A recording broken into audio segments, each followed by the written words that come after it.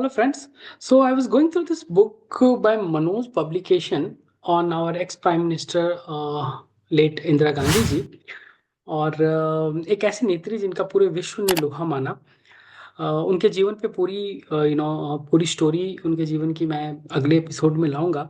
But मैं I was going through the last section of this book and I thought ये मेरे जहन में आया कि मैं इसे पढ़कर आप लोगों को सुनाऊं इसका आखिरी अंश। उस अंश में जहाँ उन्हें गोली लगने से जो उनकी मौत हुई उनसे पहले के कुछ दिनों से घटनाक्रम क्या थे, और जिस दिन उन्हें गोली मारी गई वो कैसे हुआ, वो पूरी घटना की चर्चा, जो वो लास्ट आखिरी अंश।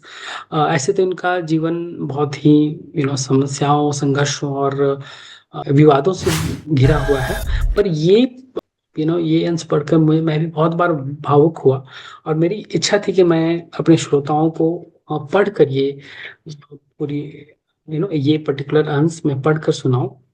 तो सुनिएगा। भारत की जनता इंदिरा में अटूट विश्वास रखती थी।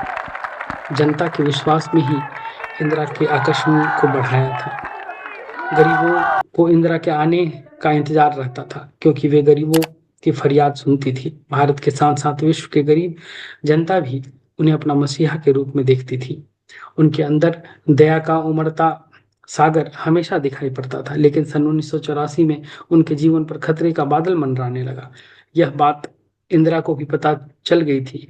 उन्होंने उड़ीसा की एक सार्वजनिक सभा में बोलते हुए कहा था, साथियों, मुझे जीने मरने की कोई चिंता नहीं।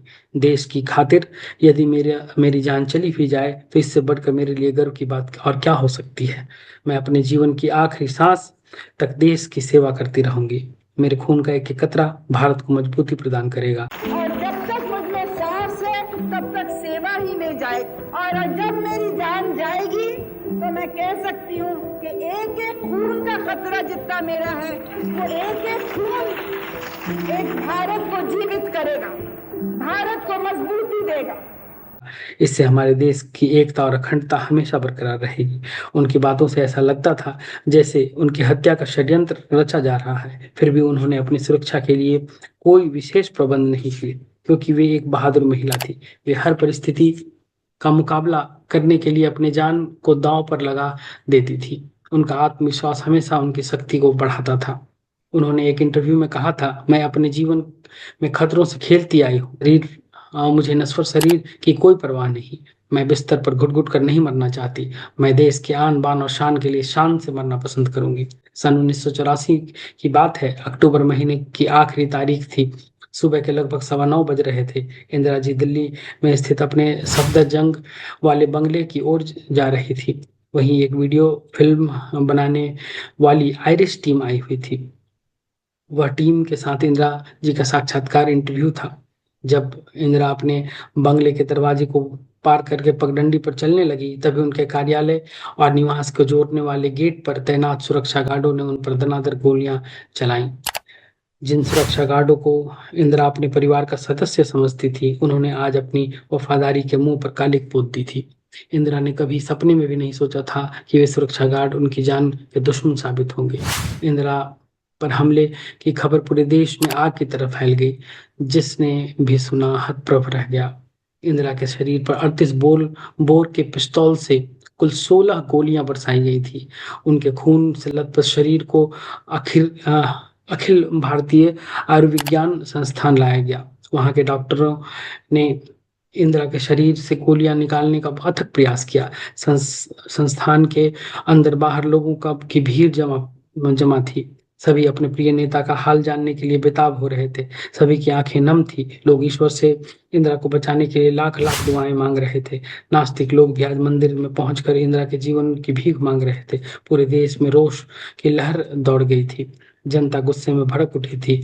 कई जगहों पर हिंसक वारदातें होनी शुरू हो गई थी। जगह जगह लोग उत्तेजक नारे लगा रहे India is the land of strong feelings between communities, feelings which can easily take an ugly turn. थे। डॉक्टरों का अथक प्रयास बेकार रहा। लोगों की दुआएं का कोई असर नहीं पड़ा। डॉक्टरों ने दिन के 2:30 बजे इंदिरा गांधी का निधन घोषित कर दिया। वही हुआ जो होने को मंजूर था। भारत के इतिहास का वह अभागा दिन बुधवार था। पूरे देश में मातम छाया हुआ था। आज एक प्रधानमंत्री के साथ साथ गरीबों का मसीहा भी आतंकवाद की बलिवेदी पर स्वाहा हो गया था। आज भी इंदिरा जी के नृशंस हत्या के इतिहास में एक अमानवीय कृत्य के रूप में याद किया जाता है। उन्होंने ही सन 1966 में पंजाबियों को पंजाब के रूप में एक नया प्रांत दिया था। आज उसी पंजाब को खालिस्तान न बनने देने के लिए उन्होंने अपनी बलि दे दी। वे जीवन की आखिरी सांस तक भारत के लिए लड़ती रही। उन्होंने अपने जीवन को भारत की एकता और अखंडता के लिए होम हम भारतीय नागरिक हैं और हम में से किसी को कभी न वो काम करना है, कभी न वो शब्द बोलने हैं, न कभी वो विचार भी करना नहीं है जिससे भारत माता का सिर झुक सकता है। कर दिया। अब जनता के सामने बड़ा संकट था कि अब इस देश का क्या होगा। जब लाल बहादुर शास्त्री का निधन हुआ था तब भारत पाकिस्तान को युद्ध में बुरी तरह से पराजित कर चुका था। लेकिन आज इंदिरा की मृत्यु की खबर ने पूरे देश को झकझोर कर रख दिया था। देश के विभिन्न राज्यों के मंत्रियों ने उनकी हत्या के बारे में कड़ी शब्दों में निंदा की। सभी ने उस घटना की कायरतापूर्वक बताया। नेताओं ने बैठक बुलाकर प्रधानमंत्री इंदिरा गांधी की हत्या पर शोक प्रकट किया। भारत के उपराष्ट्रपति श्री आर वेंकटरमन ने शाम 6:43 पर आकाशवाणी से इंदिरा की मृत्यु की घोषणा कर We regret to announce the death of the Prime Minister, Mrs. Indira Gandhi. हुए कहा, देशवासियों, आज सुबह करीब 9:15 बजे प्रधानमंत्री इंदिरा गांधी के अंगरक्षकों ने उनकी हत्या कर दी। प्रधानमंत्री की हत्या उनके निवास स्थान सफदरजंग रोड पर स्थित उनके बंगले पर हुई। इंदिरा के निधन से भारत ने अपना एक योग्यतम प्रधानमंत्री खो दिया। उस समय इंदिरा के पुत्र राजीव गांधी दिल्ली में नहीं थे। वे पश्चिम बंगाल की यात्रा पर गए हुए थे। दुखद समाचार पाते ही वे दिल्ली आए। दिल्ली में उन्हें अपनी मां का पार्थिव शरीर देखने को मिला।